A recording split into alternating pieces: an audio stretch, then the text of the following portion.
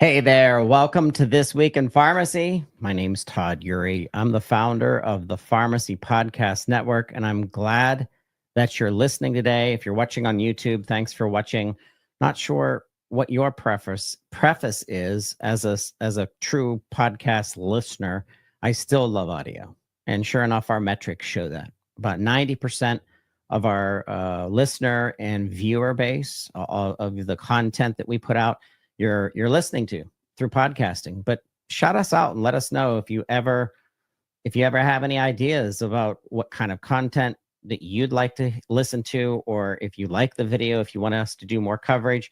But TWIRx, This Week in Pharmacy, is always about the both. We have to give you both. We're going to give you video and audio, and today is May 16th, 2025, This Week in Pharmacy. We're going to be talking about building your long-term care at home business with our sponsors and clients that we've worked with for nearly 6, 7, 8 years now. I can't remember.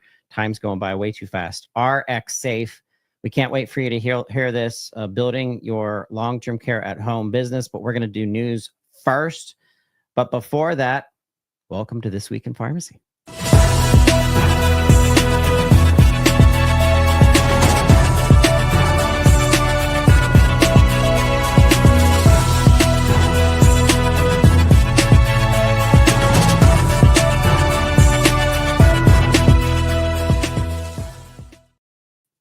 All right, welcoming my co-host, Dr. Ryan. So good to have you here. I hate being alone in these TWIRx events sometimes. I'd much rather have somebody beside me talking about the craziness of the pharmacy market, but it's so good to see you. Yeah, nice to see you as well. Thanks for having me on. Little last minute jump on. Literally last minute. I mean, literally last minute. We work fast here at the PPN. So, hey, so like I said, we're excited about what's happening in our profession. I'm a glass half full kind of guy.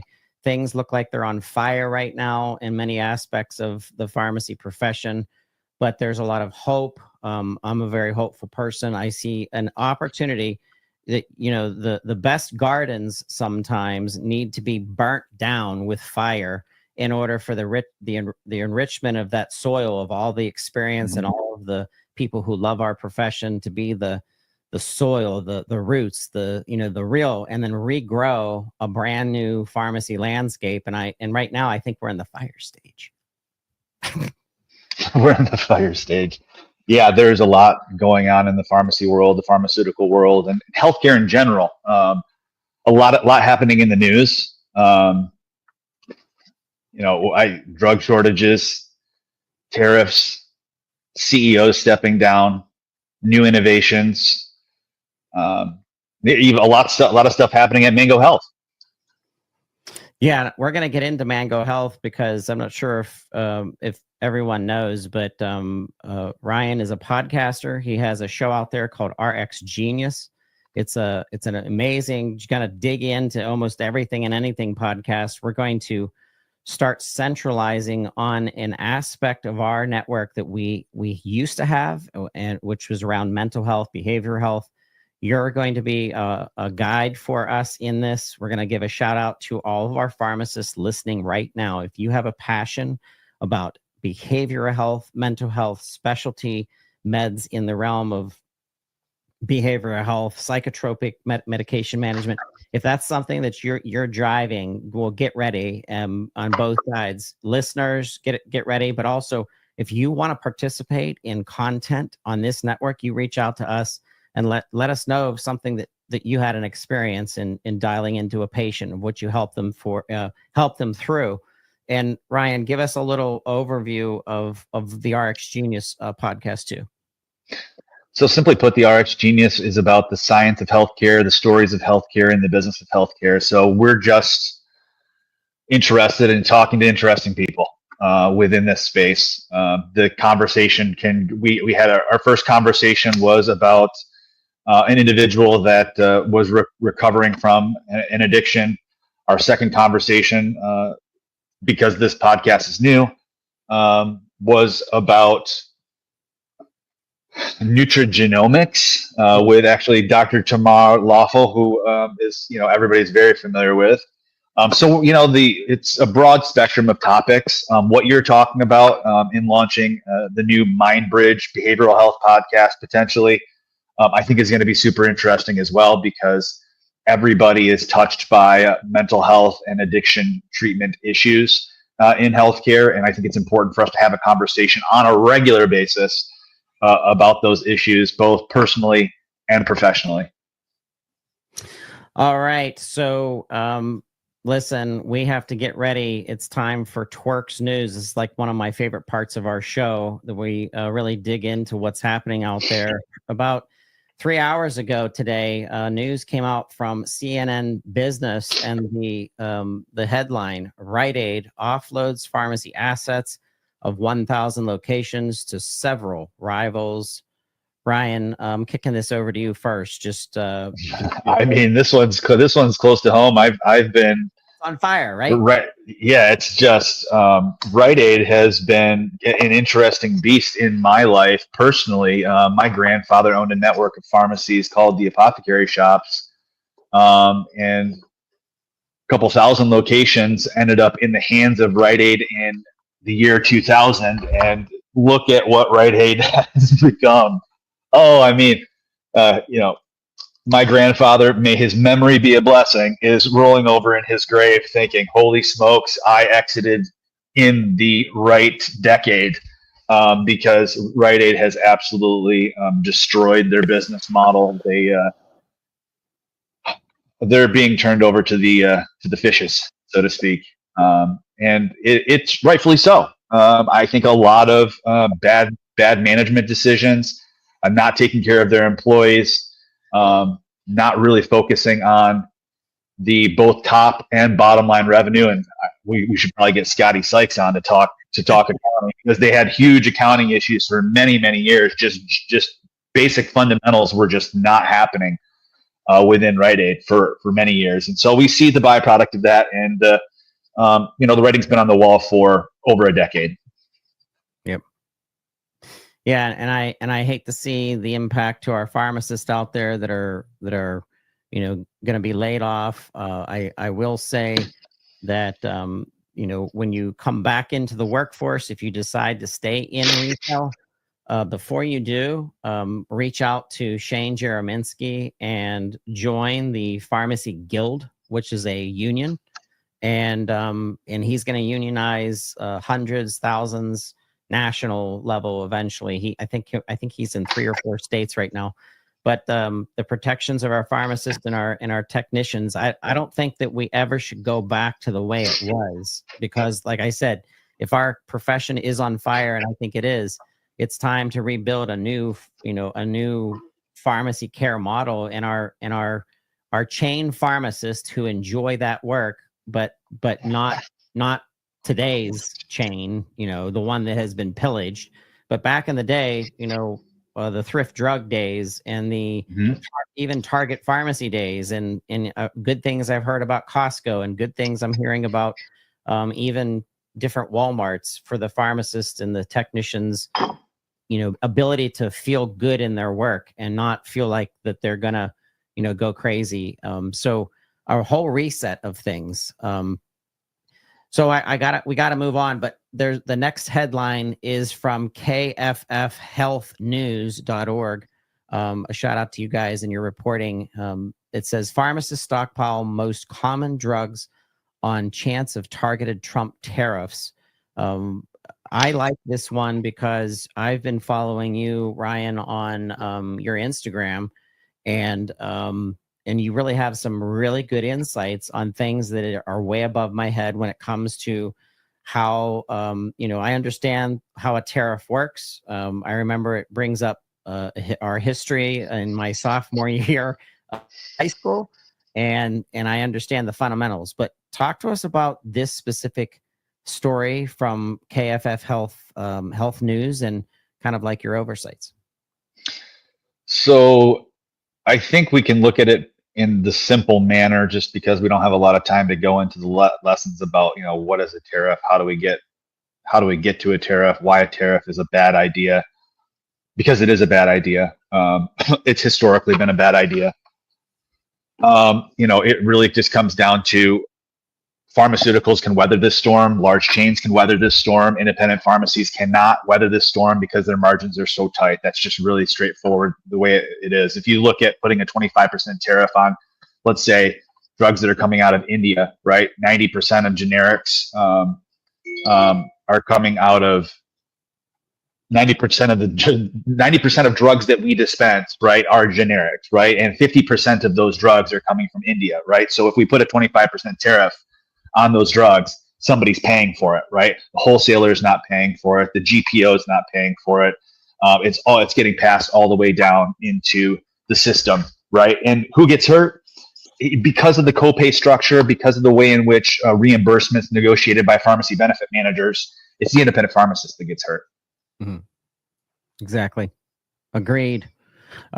So I do want to make a note on this article. Benjamin Jolly, Dr. Jolly was just on our show. Actually, he'll be on our next segment on this TWIRx. I forgot all about that, by the way, but him and his sister are going to be talking about the 4 generations of their story of being in a pharmacy family, and how it's the most stressful time on this generation of pharmacy owners, more than ever. And kind of once again, the fire that we're having is gonna change things I think for the good. And there's more pharmacist insight on legislation than ever. And it's exciting to see that he was quoted in this article. And that's just a shout out to pharmacists out there. Shout out to all pharmacists out there. If you ever have an opportunity to talk with the news, obviously, if you're in a big corporate organization, you probably aren't allowed. But if you are able to give your testimony to the public about what's really going on, it's very important to kind of reforming what we're trying to build here in a new pharmacy. Also, Yahoo News. You just sent me this morning. I think I got a text from Ryan at like 7:30, 8 o'clock in the morning, and he's like, "Dude, did you see that Novo Nordisk CEO stepped down?" And I'm like, "No, I didn't." And it kind of makes me mad when people hear things that are good news first. And so, Ryan, you got me on that one. Well, I mean, this is just his ability to be able to perform. This is a typical Fortune 500, Fortune 1000 problem with CEOs. This is just pressure from the board, pressure from large shareholders, basically saying you're not getting the job done. There's a lot of market pressure right now as it relates to Novo Nordisk. Obviously, Wegovy is not performing at the level that they hoped. They have obviously Ozempic's out there. You've got Zepbound. Eli Lilly is performing spectacularly, and so it was really just time for him to go. Do I think that personally? No, I have no opinion about whether or not he should go or not. I think that when you get to that level of CEO placement, a lot of it is politics, and he is probably in general. So I think that it's just the nature of the company's facing challenges and needs to be able to maintain its market position against competitors. Like I said, Eli Lilly, and they are not. Zepbound is killing them, and the shareholders don't like that, and so he got to go. Makes sense. It makes sense. So the last piece of TWIRx news today that I'm so excited to just report on again, this just came out this week. This was from wishtv.com and the news through their Fox affiliate covered a Indianapolis pharmacist who is one of our Pharmacy 50 most influential, and obviously because of how much influence that she's built on TikTok. But when you're a pharmacist and you vote for Pharmacy 50, you're voting for your own profession. You're voting for your colleagues. You're voting for people that you believe in. And I think that's one of the highest awards to get, is when your peers vote you. And the reason why they voted for Katie Forbes is because she's so transparent, and she's not out on TikTok to make herself famous. She's actually out there to warn patients of things that are constantly, that she's noticing as a pharmacist, are constantly being misinformation.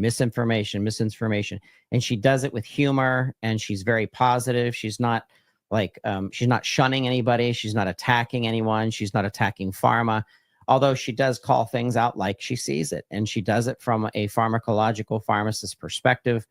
And she called out CVS, and she got national recognition. It's going to turn into national recognition, but for her local affiliate in Indianapolis, they reported on this. They had a nice video of her. She got to take her time and describe why she's nervous that the board of pharmacy isn't stepping in. There were issues in staffing that was creating unsafe situations. She's not an employee of CVS anymore, but it's kind of a shout out to not only obviously the state of Indianapolis, but the whole nation, that our pharmacists are under so much pressure because of the pressure that these publicly traded companies are putting on them to perform, which comes back to the world of CEOs and how the economy is a living, breathing being. But what do you think of this, Katie Forbes? Conversation has been happening. It needs to continue to happen. I don't think that the story will end. I think that this is just the nature of healthcare in general. We have a lot of conversations about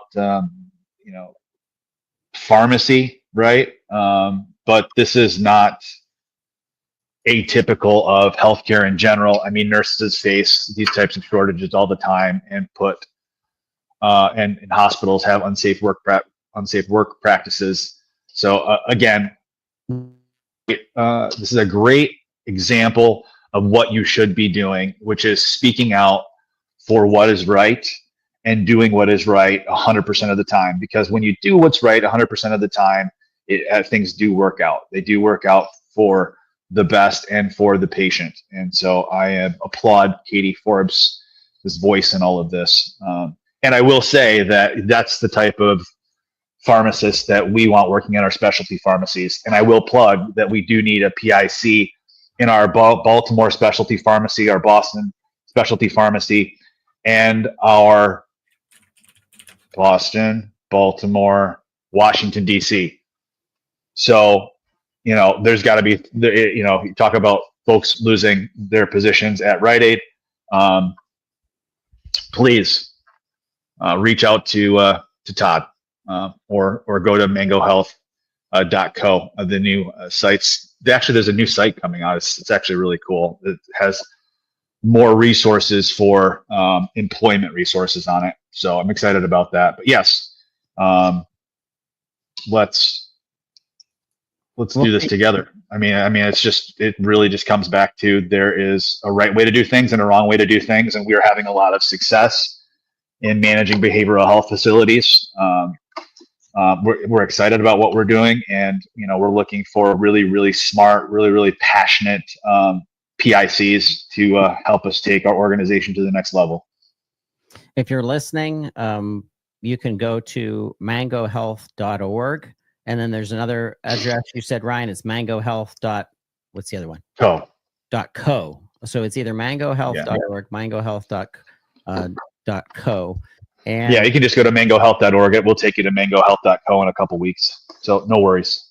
Yeah, and just ask questions. Send me an email if you do have questions. Regardless, I'll get you in touch with this organization. I love seeing pharmacists involved in behavioral health and addiction health, and that's a resource that you're really going to help us open up through the network, which is really why I'm really excited that you're part of this, Ryan. I really appreciate it. Yeah, we're opening up 36 facilities in the next 18 months. So we're not going to stop hiring anytime soon. This is great. Excellent. All right. Well, you promised that you'll be back on another episode of TWIRx. We're going to actually kick it over.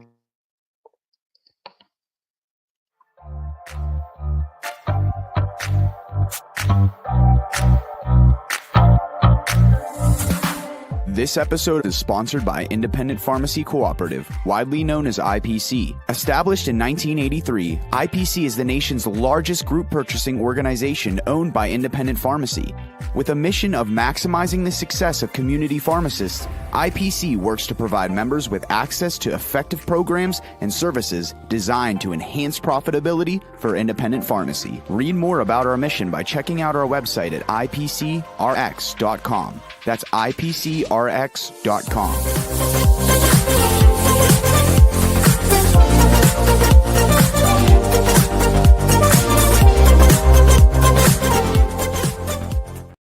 Hey, welcome to This Week in Pharmacy. What a week it is. May 16th, 2025.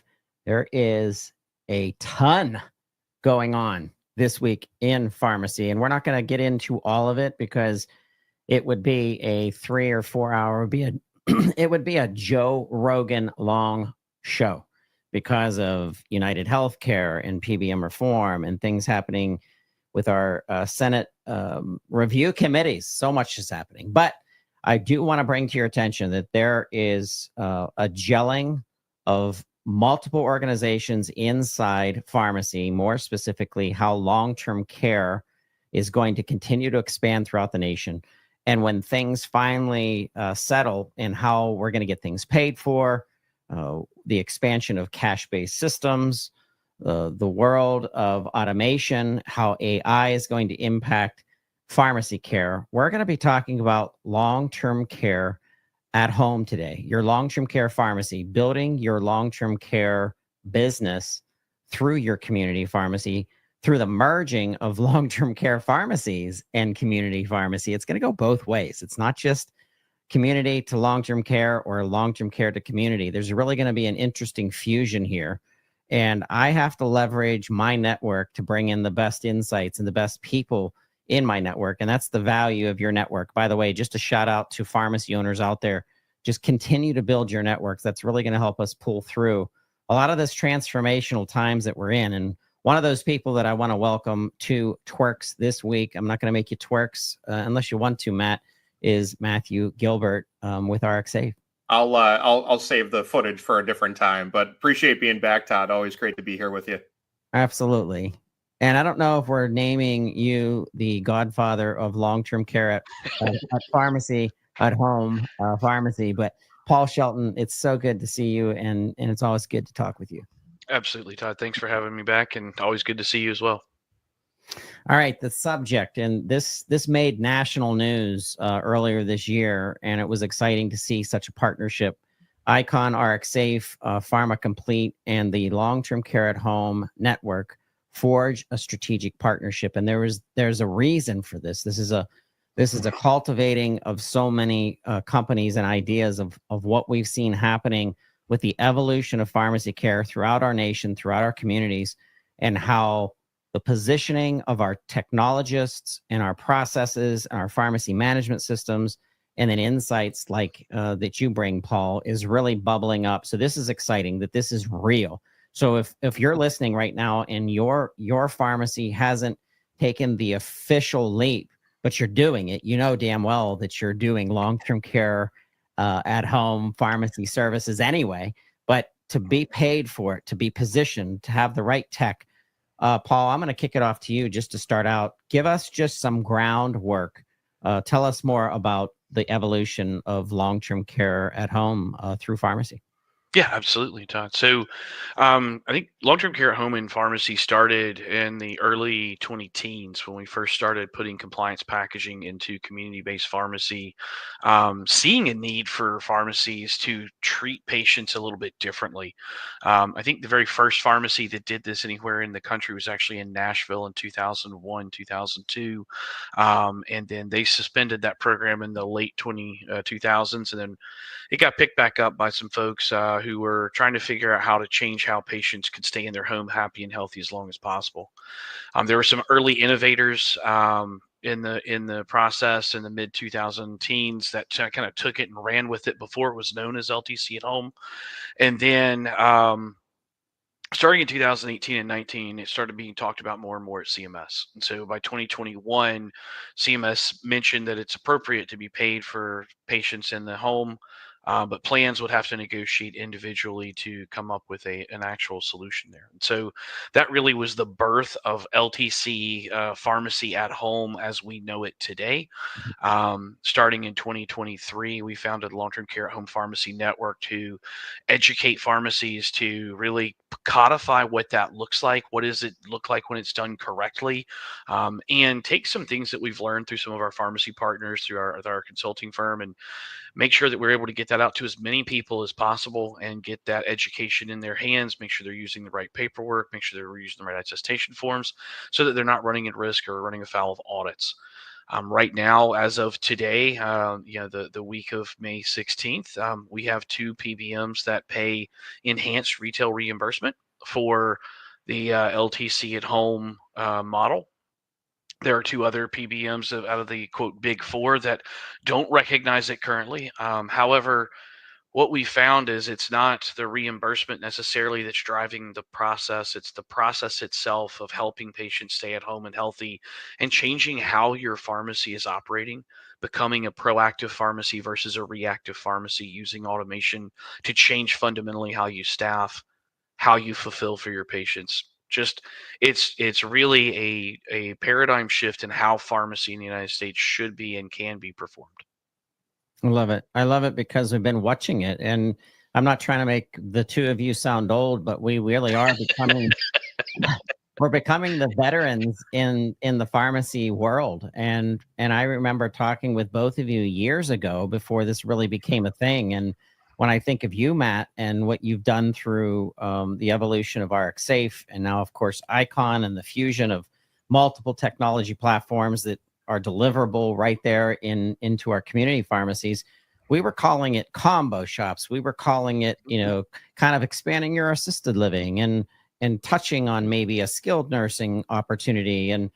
And nobody divided it because the community pharmacy that was close to a nursing home had to service that nursing home in a very specific way. And the pharmacist and the pharmacist staff knew the nurses, they knew the administration, they knew the patients at the center. And as that started to accelerate, and here we are today, technology had to keep up. And you've been watching this happen. You could literally probably have a blueprint of sorts to show the evolution of where RxSafe was throughout the years. But now we're here, and now we've officially called it something. And the leverage of adherence packaging is a key piece of actually making this happen. So, Matt, give us your kickoff and your overview of long-term care pharmacy at home. Yeah, I think it's been interesting seeing that evolution over the years, like you've been talking about. I mean, when we think back to when we first launched the Rapid Pack, probably 2018-ish, the big focus back then was, hey, let's go take on Amazon. So every retail pharmacy jumped in that was an early adopter and really saw, here's the future. I've got to be able to battle Amazon and serve them the same exact way that they're serving via the PillPack acquisition. Mm-hmm. So then you go through and you make through a few years of those early adopters, and then it's what's the next big thing. And the thing that we and Paul and Todd have been pumping out for the last, call it 4 years or so, is first started off as medical at home, like you were saying, and now LTC at home. But, we really try to position all of our equipment to specifically serve that business model because we saw that as the future 4 years ago and have been banging that drum the entire time. So now seeing people that are forward thinking, coming to us and saying, hey, I've got 20 disability patients. What's the next step? I want to grow the business, but I can't justify adding another technician to get into my operation and the cost that goes with that. It starts layering on automation, whether it's our rapid card to fulfill blisters, or if you want to move over to pouch and serve a wider net of patients. So with that in mind, and now with ITW behind us, their big focus is customer-backed innovation. And we've always been like that anyways, but now it's just taking it on steroids and bringing it to the next level. Paul, the evolution of this to what Matt was just saying is now having terminology that is accepted throughout our insurance systems and being able to classify a service that's happening at these facilities. I was in long-term care at home. Long-term care pharmacy forever, and the technology and how we used specific CPT codes and billing and ICD 10 or 9 at the time, but now it's 10. And so we have to have classifications. We have to have services that are going to be pulled through. I'm thinking of these become mini little long-term care centers for the patients that need remote patient monitoring. They need to have their adherence packaging. They need to have a telehealth checkup. They need to have someone check on them once in a while. It's becoming an extension. That's the future of long-term care long-term care in general. It's not, pharmacy, obviously a big part of it, but that's the evolution. So share with the listeners, the kind of the legality of some of this that's tied back to payment. Absolutely. So when you set up a combination shop pharmacy or a long-term care at home pharmacy, traditionally that's coming out of a retail pharmacy. But there's really two pathways that you can go here. So if you're coming in a retail pharmacy, you're setting it up in that second taxonomy, your second setup for LTC. You use one pharmacy permit number, one DEA number, and then you set up a second primary taxonomy under NPI and NCPDP. That is long-term care. And when you do that, you link that second NPI and NCPDP with a long-term care PSAO or GPO. There are currently 4 in the market, 2 of which are heavily focused on long-term care at home. Those 2 are GeriMed and Innovatix, also known as the Premier Continuum of Care. The other 2 that are in the market, they're more heavily focused on institutional care but can support long-term care at home, are MHA and SPS Health. SPS Health is the newest addition to this portfolio. They kicked off at the beginning of 2025. And so when you look at that, you select a GPO PSAO partner, you get rostered with them after your NPI and NCPDP are created, and then you go through a credentialing process with ESI. Optum actually uses your NCPDP and your PSAO to link you to that account very rapidly. Usually about 30 days after you've been rostered by your GPO PSAO, you have access to Optum. And so Optum and ESI currently are the 2 PBMs that actually pay an enhanced retail reimbursement. It's important to note, I'm not saying they're paying full long-term care at home reimbursement today, because the level of service that's required to support these patients looks much more like skilled nursing than it does like enhanced retail. And so when you think about what happens in a skilled nursing facility, you've got all of your criteria for LTC at home. All your criteria for LTC. So the 10 criteria from CMS that you have to be able to meet. In addition to that, you have to provide monthly medication reconciliation, much like in the skilled nursing world where they provide monthly chart reviews. You also have to do coordination of care and transitional care management. And so those enhanced services really should be reimbursed at a higher rate than what they are today. But already we're seeing a significant differentiation in reimbursement. We've done long-term care at home population assessments for about 192 pharmacies to date. That's over the course of the last, call it 8 months. The average is $54,700 per pharmacy and opportunity that we've identified. And this is a very conservative estimate. We were actually working with a pharmacy here in the little town I live in North Carolina last week that just got rostered with Optum. And we moved 7 patients over. They were already packaging for the patient, already delivering for the patient, already providing care coordination, monthly medication reconciliation, all the services that were necessary to be LTC at home. And they've been doing this for 2 years, Todd. 2 years they've been servicing these patients this way. They moved those 7 patients over to LTC at home reimbursement, and they increased the reimbursement on those patients by $800 total. I mean, they've been doing this work for 2 years and have been getting paid standard retail rates where they should have been being able to capture these enhanced retail rates for those patients. And so they've since moved over another 9 patients and are in excess of $2,200 in monthly opportunity. And so every single month that pharmacy is making an extra $2,200 for work they were already doing. Exactly. So it's like we're talking about nuts and bolts. So we have the processes. You have to fill out the right form. You have to be classified the right way. But another portion of this is the tech and being able to show through you're filling out your forms, you're doing it the right way. You have to have the tech. So what systems are we putting in place, Matt, in order to move forward with a true long-term care at home pharmacy? Yeah, so on the automation side, generally falls under 2 buckets for us. We've got the Eyecon brand, which is in 16,000 retail independent pharmacies throughout the country. So I'd say just about every pharmacy at this point, and chains as well. Yeah. But on the LTC at home side, for the RxSafe product line, the Rapid Pack pouch packaging machine is kind of our gold standard. We have a lot of people that want to stick with Disbill, Medicine on Time, SureMed cards from Omnicell, and they can stick with those. And the great thing that we built into the Rapid card line was that that machine will work with any multi-dose blister card format. We customize the software, we customize the plate that actually accepts the card, and the machine is able to read any card type. On the pouch side, we always try to steer people to that because it all comes down to cost and depth and breadth of populations you can serve. So if you're looking at a Disbill or a Medicine on Time card, you're probably looking at $6 to $7 all in consumable costs, where I can get that same box or monthly supply out the door through a box in our strip packaging for in the $3 to $4 range. So as you scale, we're trying to help you save in the long run, but also expand into those different patient populations that you can serve. And Matt, I think it's important to point out too in the strip packaging, the level of flexibility you have and the number of dose times that you can support. Whereas with some of the cards, it's either you can either support 2 or 4 dose times a day, or if you're doing a monthly card, you can support a large number. But that becomes as confusing to a patient as just having vials. Where with the strip packaging, you really do get that flexibility of, all right, if I've got a 30 minutes before breakfast, a breakfast dose, a mid-morning snack dose, a lunchtime dose, a 5 p.m. dose, a 6 p.m. dose, and a bedtime dose, which that's actually unfortunately not that uncommon for these patients because these are highly acute patients averaging between 11 and 14 medications per day. That flexibility the strip packaging provides is just it's exceptional for this patient population.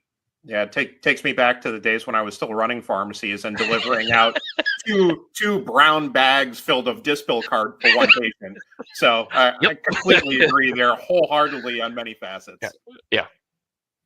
All right, but there's some evidence to this, and we always like evidence-based practice, including evidence-based business practice, and that is you have a calculator, Matt, that you can kind of share in concept with a specific pharmacy who's listening right now, who may not have implemented the plan, and they need to implement their long-term care pharmacy plan.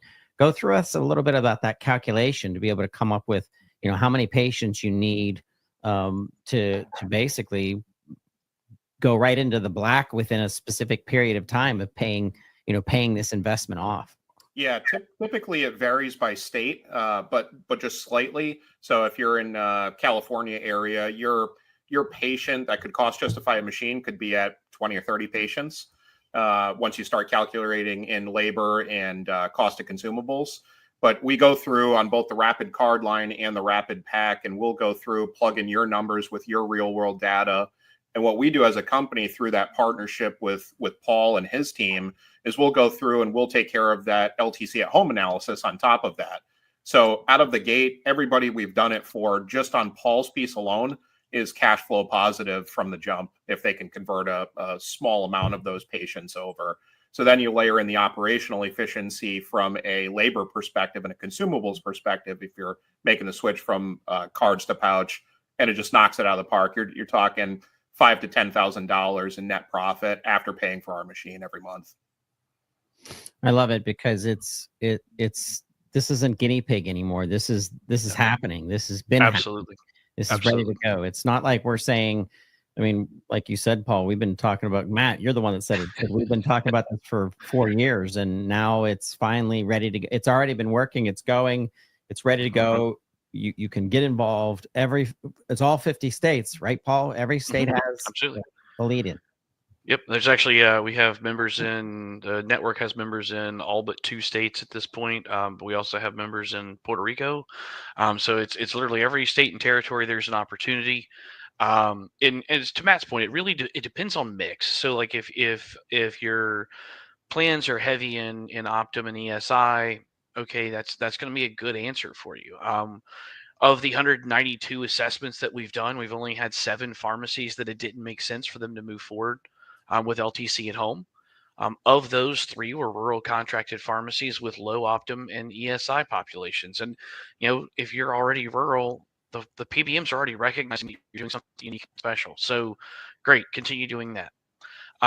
The other 4 pharmacies that didn't make sense were actually all in New York City, because they were extremely high Medicaid populations. And Medicaid, unfortunately, does not recognize long-term care of any kind, not just long-term care at home, but any type of long-term care for enhanced reimbursement. And so for those pharmacies, it didn't make sense because they were 85+% Medicaid pharmacies, and so they didn't have any outliers.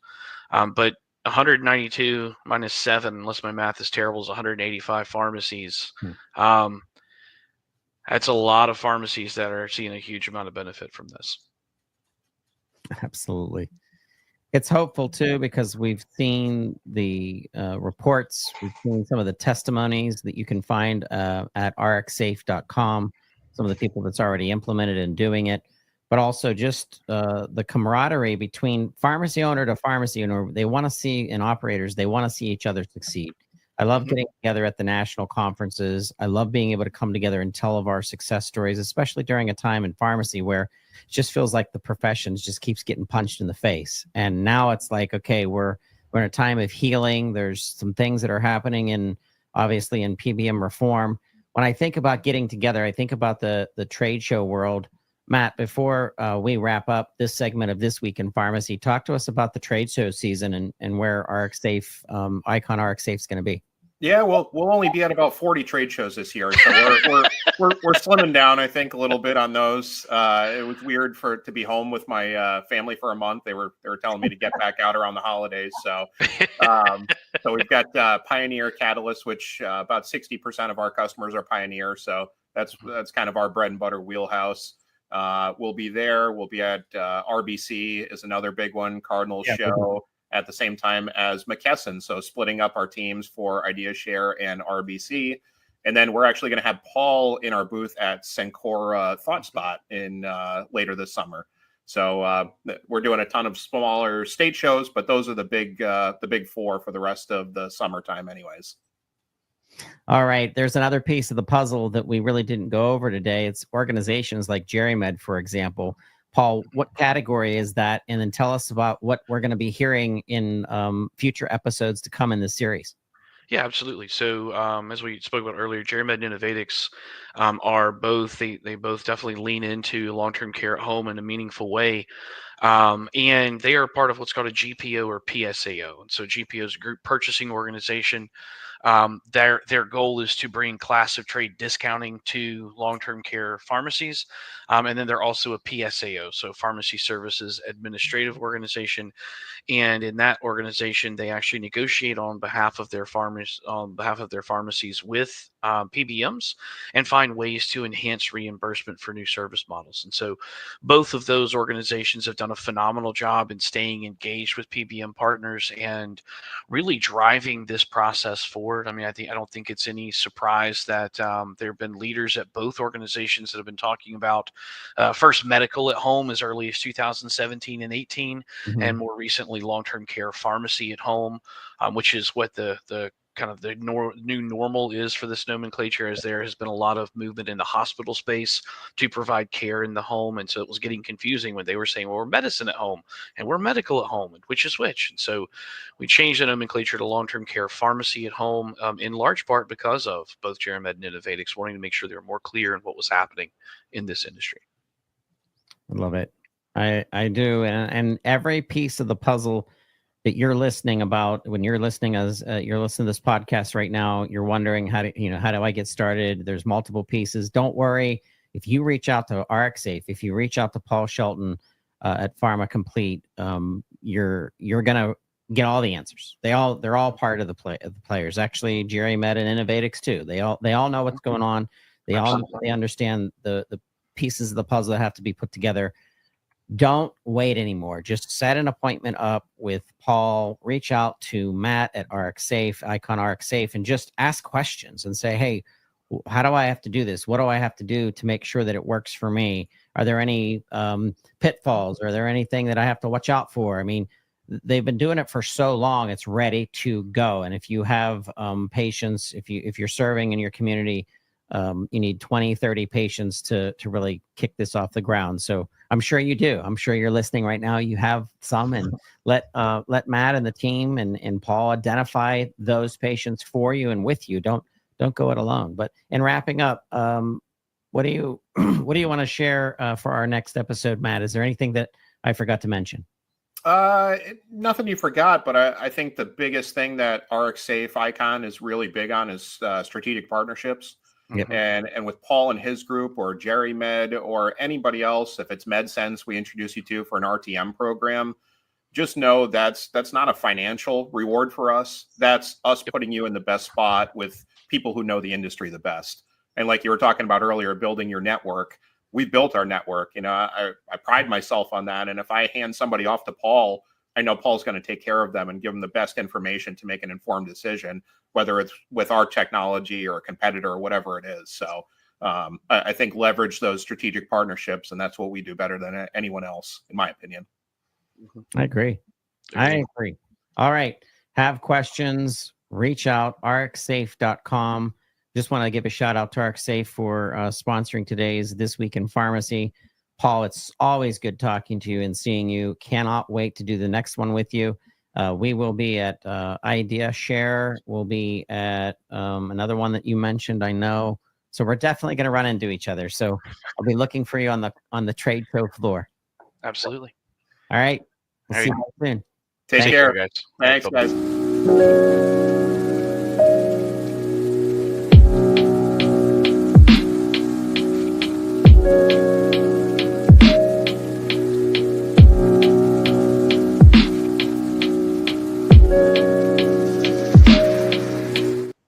Hey, and on This Week in Pharmacy, I was excited to bring these two pharmacists on to the show because there is a rich history within their bloodline of being in the pharmacy sector and pharmacy industry and being pharmacists.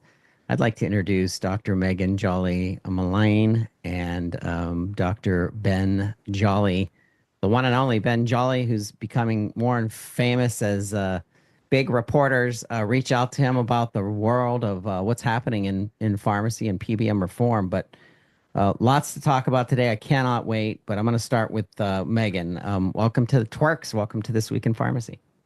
Thank you. I'm so excited to be here to talk about our third generation family legacy and what amazing work Ben is doing advocating for our profession. Yeah, Ben, you've been thrusted into the limelight in many levels, and it's almost something based on your personality and how many times I've read about you, and I think I've only met you once in person, but I tend to think that you're not naturally extroverted per se. You'd probably like to be behind the scenes in some way, but you are no longer behind the scenes, sir. Well, I suppose not. I'm glad to be here, though. Talk about all this stuff. Yeah, Absolutely. I'm excited.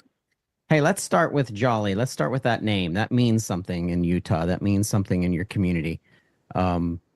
Megan, talk to us about what's your first memories and what's the history of your family in the pharmacy, in the community pharmacy sector? My first memories in the pharmacy are getting a prescription of antibiotics and going to take it to my dad and my grandpa and getting it filled and getting that little pink liquid and amoxicillin, and then grandpa giving me a little vitamin C tablet to help me get better. So that's my first memory. We were downtown Salt Lake City on 9th and 9th, right in the heart of the community. And that was our first family pharmacy. And then it spread. There became 4 Jolly's pharmacies throughout the Salt Lake Valley. And my dad, my grandpa, my brother and I, several cousins, we're all pharmacists. It's an amazing heritage.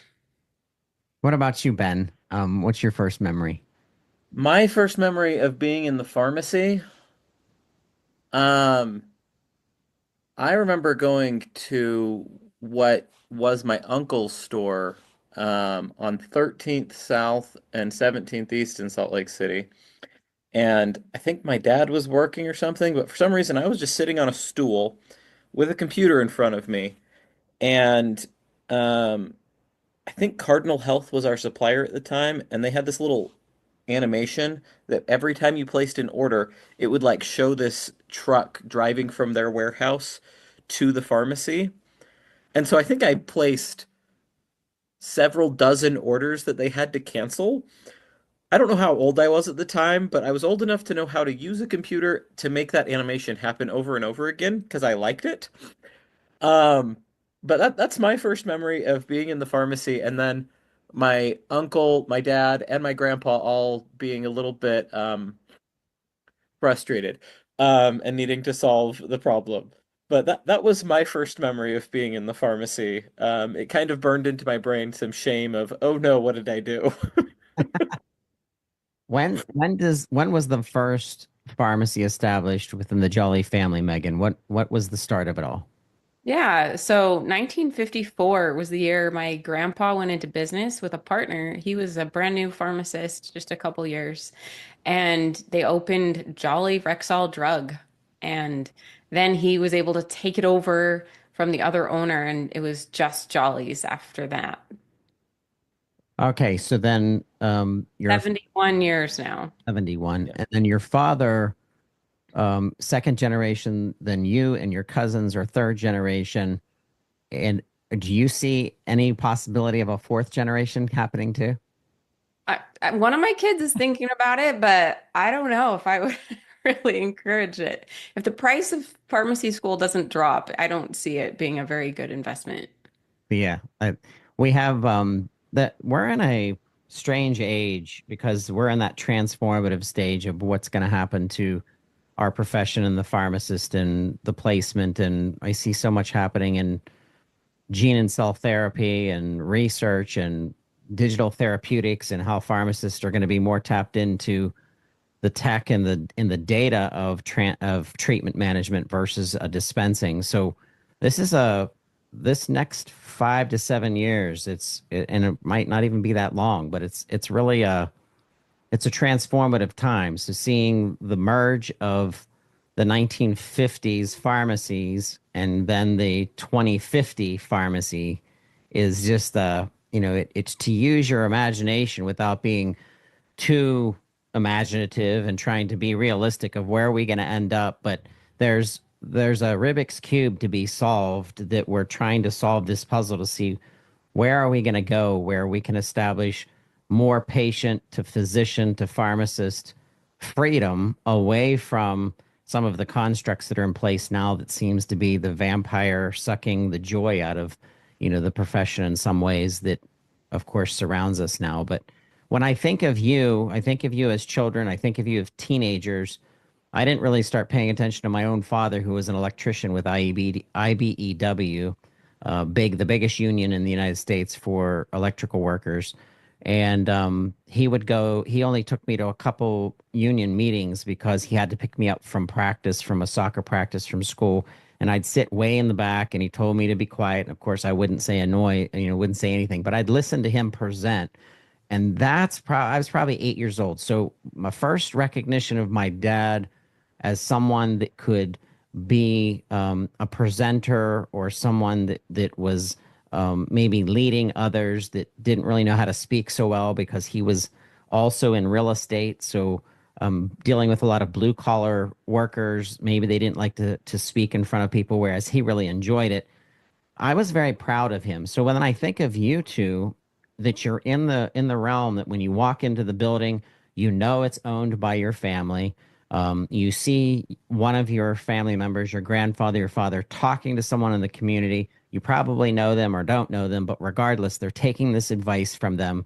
I guarantee in your memories that you have memories of things happening that are healthcare related, but then also just life in general related because of how important that pharmacist was.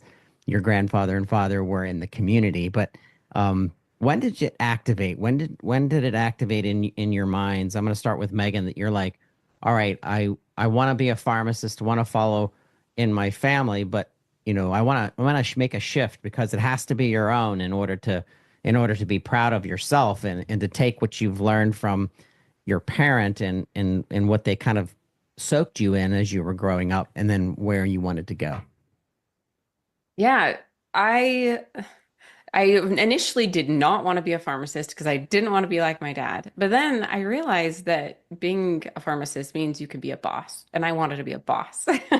So I wanted to have my own business, have my own life, not have to report to someone. And I thought pharmacy is a great way to go. And then I really did see the impact on the community. Our pharmacy had the ability to serve so many people who were so important in Utah. Like leaders of the Church of Jesus Christ of Latter-day Saints went to our pharmacy. It was amazing. Like we were so integral in the Salt Lake City atmosphere. Ben, what about you? What there had to be probably a time where you're like it activated and you're like, yeah, I want to get into this business too. Yeah. So for me, when I was in my freshman year of college, I was like, I'm gonna go be a chemist. I'm gonna, develop new drugs, develop new methods of extracting whatever out of whatever. Um, and I very quickly learned, first of all, in college, that that was going to be a much harder path than other potential paths to graduate. And I was like, maybe not. Um, and additionally, um, I didn't really know exactly what I wanted to do until I was an LDS missionary. And as I was finishing up my 2 years as a missionary, I met with the mission president, an older guy who's in charge of, several hundred missionaries. Um, and he gave me some advice about how to think about what to do as a career. And he said, he put several conditions of like, this is what you should pursue. And one of the biggest ones was um, that he said, someday you're going to be married and you're going to have kids and you're going to be lying in bed, waking up in the morning and think, I do not want to go to work today. And that might make you like resent your spouse and resent your kids. And because you're like, I gotta go because they're depending on me. So you need to find a job that you're going to actually enjoy so that you have a lot fewer of those days where you say, you know what, I just don't want to do it today, but I have to because my kids are depending on me. And I had worked in the pharmacy at that point for, several years. I started working um, when I was 14 years old in the pharmacy, and I knew that I didn't hate it, right? And so this was 8 years later. I'm sitting there getting ready to come home, figuring out what I'm going to do after that. And anyway, I decided, pharmacy is a good career. Like you make decent money. I enjoy helping people. I enjoy the process of getting people their medicines, whatever. And so that was when I decided, yeah, this is pharmacy for me, as the AACP campaign puts it. That was when I made that decision. And then I went full on, full bore into finishing all the prerequisites and applying to pharmacy school after that. So um, anyway, that's when I actually made the decision. I started working there when I was much younger. Um, and so I knew what I was getting into. Um, I knew that it was a good job that I would enjoy. Megan, the patient facing, people facing aspect of this, I'm listening to Ben and he said, initially a drug developer, a chemist sounds more research, more data intensive.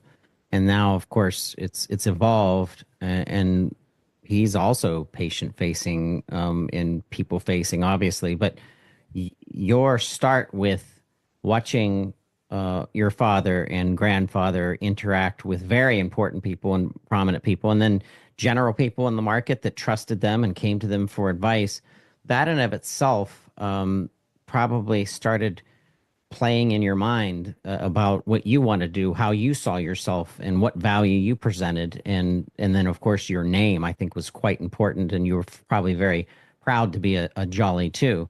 But there had to be something. You said being a boss, that you're leading your own organization now, and I think our parents play a pivotal role, obviously, in our lives to set some precedences for us to say, well, what do I want to do? My father helped me know what I didn't want to do.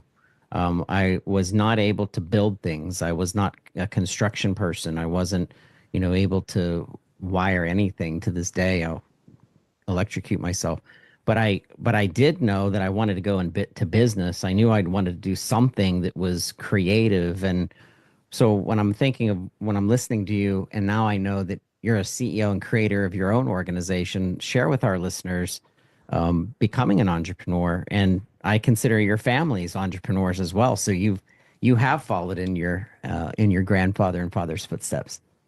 Yeah, so it was an interesting transition, having worked in the family pharmacy for more than 10 years and then moving away with my husband somewhere else, so I couldn't work there anymore. And then I did managed care for a while. And while I was doing prior authorizations and appeals and MTM and all that fun stuff, I suddenly got an autoimmune disease and my platelets were being attacked. I had ITP and I had this bizarre lack of immune system function. And so they put me on prednisone, and it was a miracle because it stopped me from bleeding to death. But then it led to so many side effects. It was a horrific experience taking prednisone, and at the doses they were giving me, it was terrible. And so having basically worked for people a lot up until then, but I'd read a lot of, escape the 9 to 5 and all of these types of things.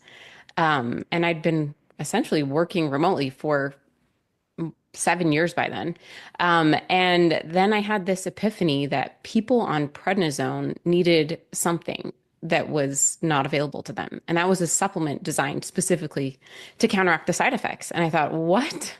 I don't believe in supplements. I went to pharmacy school. That's like flushing money down the toilet. And then I realized that no, it was completely evidence-based, that like people need calcium, vitamin D for their osteoporosis. They need chromium for their blood sugar issues, and on and on. So I developed that supplement and I created my own business, and I've been making the supplement for 7 years. And then I figured out that the only way to get the word out that it exists is to do social media and online marketing. So now I have a YouTube channel with 2 million views, and I've helped so many people. And you talked about the patient facing, and one of my favorite parts is these people find me somehow. Like they track down my phone number and call me, and I'm able to really help them deal with the side effects, deal with what it feels like to be taking this horrific drug. Yeah, the weakness in running a network of a bunch of podcasters that is relative and connected to healthcare, and is my weakness is I'm not a pharmacist, so I don't understand the grassroots and climbing into the very specific issues that people go through, and how substances affect them differently than other people. And when I see pharmacists rising and really starting to dial in and telling individual stories about how they impact, that's very addicting to them because it keeps them going, and it keeps them searching, and it keeps them trying to find, hey, what was this case specifically, and how did titration with this medication and going to another medication affect this person, but it's different for this other individual. And that personalization is so important. Therein lies part of what I want to shift gears with is our systems today keep the pharmacist and the patient away from each other in a lot of ways, that they don't have the time to sit with and to really listen and to understand that the 360 degrees of this person could tell a much bigger story, and there's a lot more data in there for a pharmacist to think about than what they're, the how many minutes or seconds that they're grabbing the bag and do you have any questions? And they're like, no, I don't have any questions. I want to get home and cook dinner or want to get going. Whereas there should have been questions. There should have been conversations. And Ben, I think of what you're leading into, and it's going to get bigger for you because I think we need more Ben Jollies to really understand and dig into data and get involved. Of course, the realm of politics blowing up, but the what we're saying and what I'm talking with Megan about it, the personalization.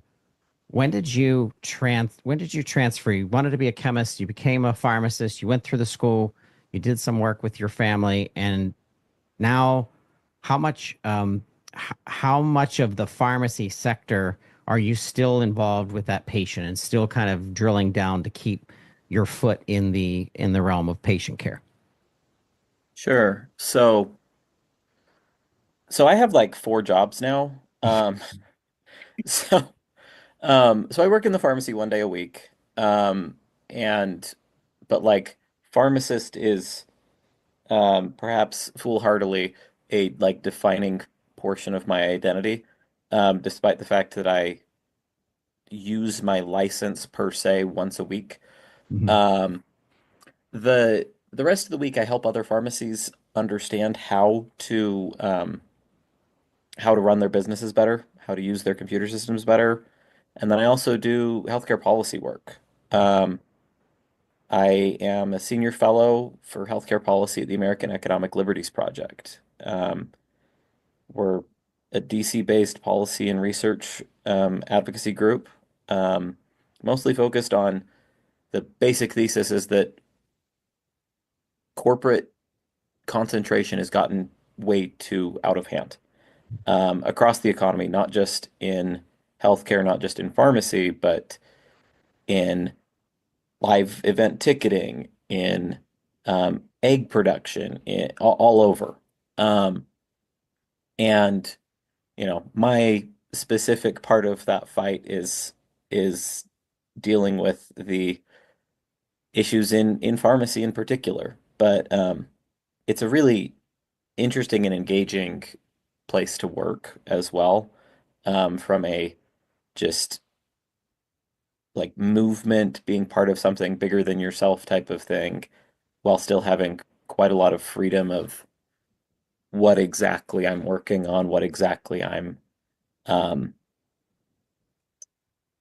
giving advice about. So anyway, and then I'm also a health insurance agent as of like 8 months ago. So yeah, um, can't stay in one place, I guess. Um, but anyway, I don't remember what your original question was, so we can cut out this little section. But what was your original question? Patient engagement and just spending time with the patient as a pharmacist, even though it's Yeah. a week. Just Okay, yeah. So patient engagement. I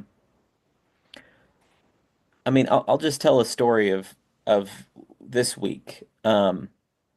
This week, a member of my congregation actually reached out to me because I'm a pharmacist and said, "Hey, there's this lady that is having a really hard time figuring out her medicine.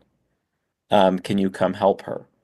And so I went over to her home and spent about an hour just going through all of her medicines and doing a brown bag, basically. Um, and I started out by just grabbing all of the bottles of medicine in her house, laying them out and figuring out what do we have, and then saying, okay, are you still taking the strength of this medicine? No? Okay, we're tossing this. No, we're tossing this. And we started with about 70 bottles of medicine, wow. which is a really stressful thing to just see on a table. Um, like that's overwhelming for me, and I process hundreds of prescriptions a day when I'm at the pharmacy, right? And and so just seeing all of this on the table was stressful. And so we just went through all of her medicines, made sure she understood what they were for, what she was taking them for, and then tossed all of the stuff that she wasn't taking anymore. And we got it down to, I think, 12 bottles of medicine at the end. Relatively complex, multiple disease states, multiple chronic conditions. But still, that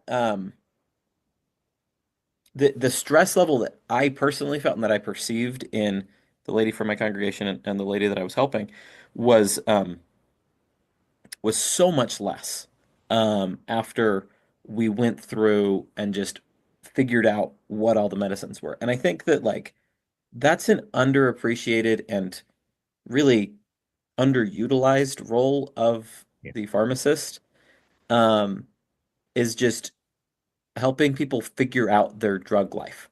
Um, because, more than half of Americans take a chronic medicine. Um, and a fair number take like a lot of medicines. Um, Oftentimes with good reason. Sometimes they're taking medicines that aren't necessarily needful, but like a lot of times there's a good reason to be on several different medicines, and being able to figure out how to actually do that without having a lot of confusion and stress and anxiety just about the process of taking the pills is, I think, something that really we should have more of. I was sitting there like, okay, I'm in this big old apartment complex. It's like, um, you know, a whole bunch of older folks. Probably every single person in this building could use this service that I'm providing right now. But like, there's not currently a good way to provide that service at scale. Like, that's sort of what I think a comprehensive medication review is supposed to be in part, but like, it's so strictured and uh, frankly under reimbursed to be worth the time that I feel like a lot of folks go without that service that pharmacists absolutely can provide, but just don't do a good job of advertising, I guess.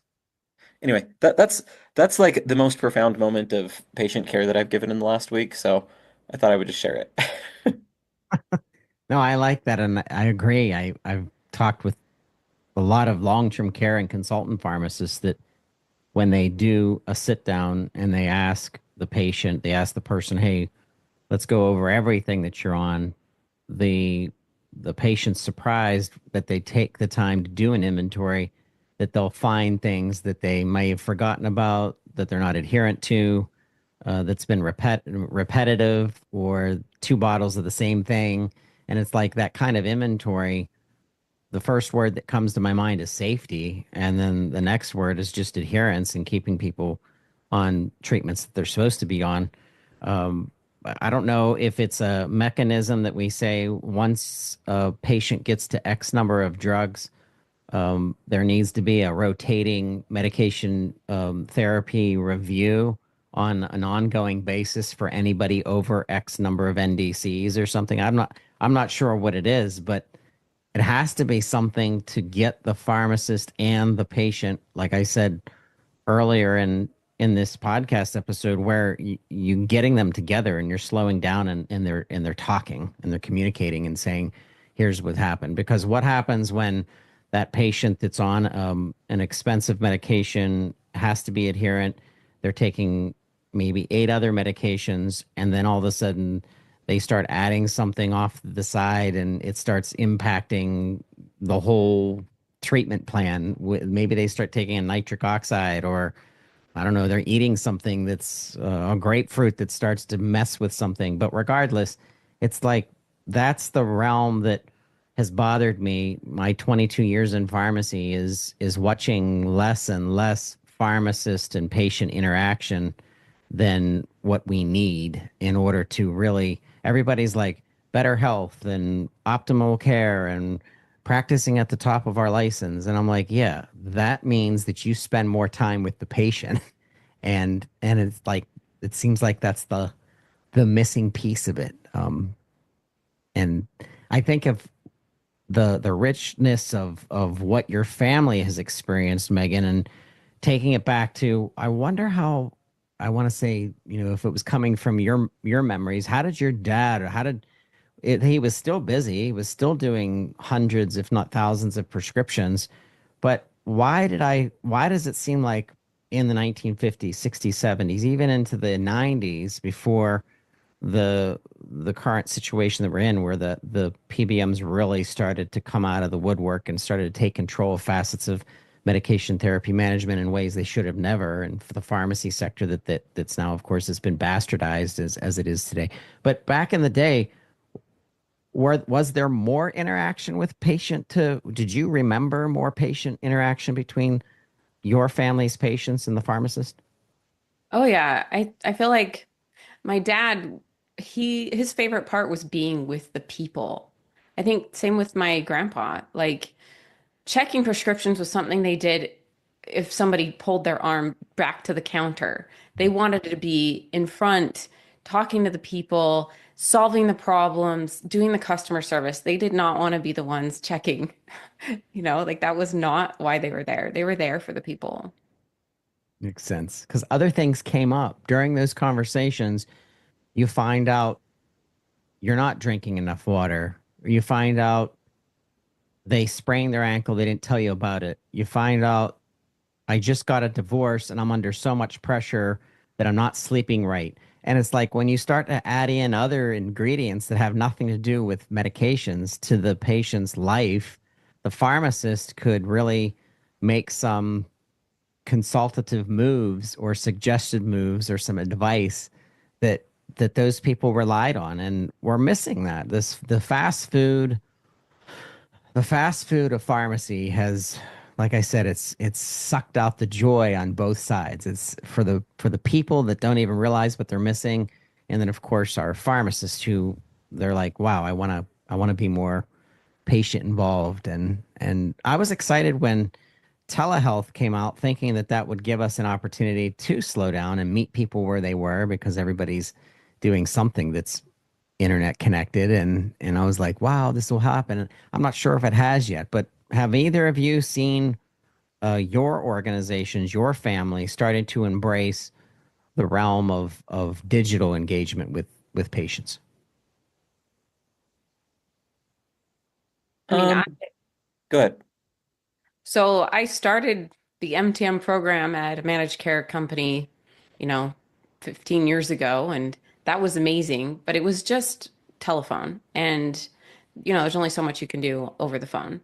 And then with my prednisone pharmacist business, I consult with people, and that's pretty fantastic. I help them overcome those side effects. So that's often over Zoom, and they pay it. They're desperate for the help, so they're willing to pay for that help.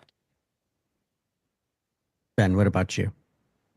Um, Less patient engagement, more pharmacist business professional engagement. I do consulting work with pharmacies all over the country, and I mostly don't go to their pharmacies. And so I've been able to impact a lot of people all over because of the, dominance of internet connection that is everywhere today. The internet has eaten the world. Um, and so I'm able to help people all over the country, not just that I can drive to or fly to, right? And that's been um, really meaningful for my personal career, and I think I've been able to have a relatively outsized impact because of that. I haven't really done much with patients digitally and so forth, but like, you know, the it's actually funny to like think about technological changes to pharmacy and so forth. When I, I have this old directory of all of the pharmacies in the Salt Lake Valley in 1957. Hmm. Um, and it has all of these pharmacies, none of which are chain pharmacies names that you would recognize. They're all, local names. The biggest chain is like three pharmacies, and you just recognize it because the same name is in the name. And one of them was actually my grandpa's store was King Jolly Rexall, and there was also King and Page and King and whatever. Anyway, he was a little entrepreneur, Mr. King. But anyway, what I was getting at with this though is in that directory, it gives a little indicator on every pharmacy of whether they do radio dispatched delivery service. Huh. In 1957, so that they had like little walkie-talkies to dispatch their delivery drivers to people's houses, which like honestly sounds about as futuristic as you can get even today. And they were doing this in 57. It has this little DS symbol next to all of these pharmacies for radio dispatched delivery service. And that was like their drone delivery that Amazon wants to offer today, but it's like it's the same thing, right? You're taking drugs to people's doors. Um the anyway, and like this concept of like getting more patient face time and stuff versus the current reality of fast food pharmacies, you put it. Um, I'm reminded of a book that I read several years ago at the recommendation of Randy McDonough. Um, he recommended the book The Office-Based Family Pharmacist by Eugene Vaden White, Mm. who graduated pharmacy school the same year as Joel Jolly, my grandpa. Mm. And he wrote he was a prolific writer, and this was just a collection of his works that he put together in 1978 that just described his business model, how he viewed what pharmacists should do, and so forth. And it's really interesting because like he basically argues for all of the personalized care things that everyone wants to talk about today, but he was writing some of this stuff in 1952. And he one of his observations about the rise of managed care specifically was that like his whole business model was that pharmacists should be professionals and not retailers. And pharmacists should be focused on dispensing medications to patients and making sure that they understand what their medicines are for, making sure they take them on time, and so forth, which is like, wow, that sounds like every academician in pharmacy today. And he's saying this in 52, but he wrote about the rise of managed care and basically said that his business model was based on charging more for his services than a discounter, right? Because discount, like people who are willing to sell drugs for $4, like the $4 Walmart list, have existed since forever. And they would make it up by selling you more at the same time or selling you a gallon of motor oil instead of a pint of motor oil. Um, and like he was very clear, like I charge more for my services because I am a professional, not a discounter, not a retailer. My role is a professional, and I just build that into the price of the medications. But under a managed care regime where someone else is setting the price, there's not an opportunity to differentiate service and have people pay for that service as part of the price of the medication. And so anyway, his writings are super interesting, and I recommend that book to anyone who can find it. It's not in print anymore, but it's an excellent book. Strongly recommended. Influenced a lot of my thinking about how pharmacy should do things, how we should be as a profession. Anyway, I've rambled enough. I'm gonna stop talking now. No, thank you for that. And I'm gonna collect the name of that book and put it in our show notes if someone wants to copy and paste it into a Googler, and I'm sure you'll be able to find it some way somehow. But Megan, before we wrap up, I want to ask you a quick question, and I'm going to ask Ben the same question. I think of once again, the depth of your family's knowledge and experience, and so many stories. We could do this podcast for another 3 hours and not even get through a fraction of probably some of the lessons that you've learned from your grandfather and father, but pick one, pick a lesson that you think has impacted you as an entrepreneur today, as a professional today, as a pharmacist today, and share that with our listeners. Something that your grandfather or father taught you, and how that's impacted your life. What has really impacted me was the way they advocated for our profession. There's a bunch of pictures I have of my dad, his brothers, and my grandpa in front of the pharmacy with black curtains. They blacked out the pharmacy because they said what was happening to them, this was the rise of PBMs back in the early 90s, was going to shut down pharmacies. They predicted it that long ago. And they literally shut their pharmacy doors at noon. They called it high noon. And they were on the news, and they were going to representatives in politics to have changes made. And so they weren't afraid to make a difference, to, contact their news people. They weren't afraid to get their voices out. And that's why I'm super proud that my little brother did a huge thing. He went in front of 20,000 people at a rally like talking about what is happening to our profession because of the rise of PBMs destroying not just little mom and pop shops like Jolly's, but CVS, Walgreens, Rite Aid, they're all going under too. Everyone is dying because these horrible middlemen are ruining everything. And so I got to post about this on LinkedIn. And, when you talk on LinkedIn, you can talk about yourself and it gets one like. But if you talk about something else or somebody else, it's okay. It's socially acceptable. So when I'm bragging about my little brother using the social media marketing skills that I've learned over the last 7 years of my own business, and I'm talking about 20,000 people, about using the term United Healthcare and how that got 17 seconds of boos in his speech. I'm talking about things that really resonated with these non-pharmacy people, these people who need pharmacies to exist. And so I think that has been the part of my heritage that has really made the biggest difference to me, that we need to use our voices. We need to share our stories and not be afraid, not let whatever it is stop you from showing what a difference you truly make in the world, that pharmacies are so important and we're worth fighting for. Absolutely.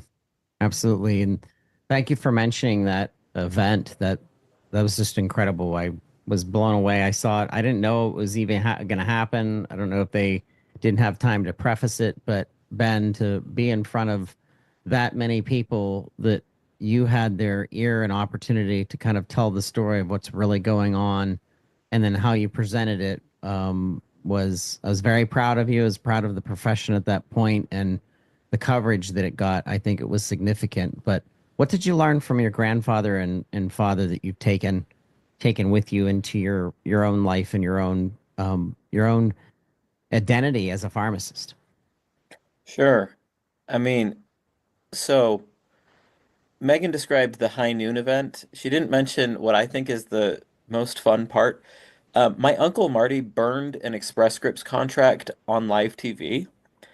Um, he just literally they're talking to the news about how these reimbursement rates are not going to be sustainable and so forth.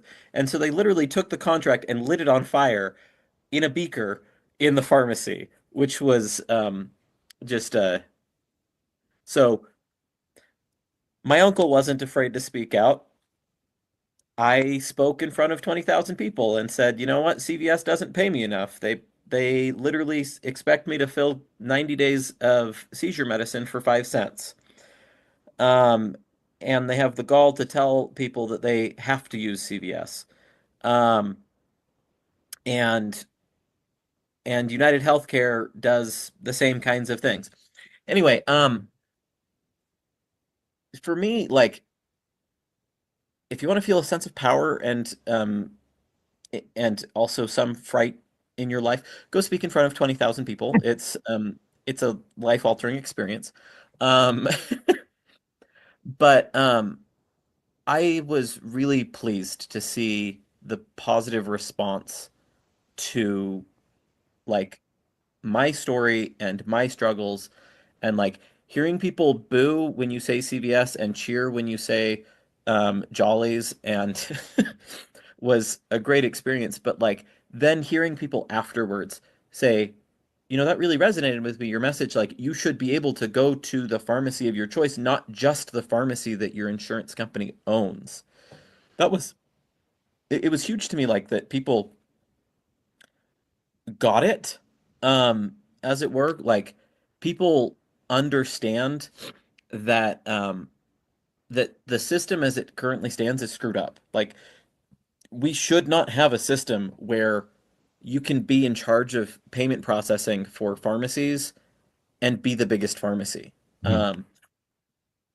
And like you shouldn't be a PBM and a pharmacy. That just doesn't make any sense to me.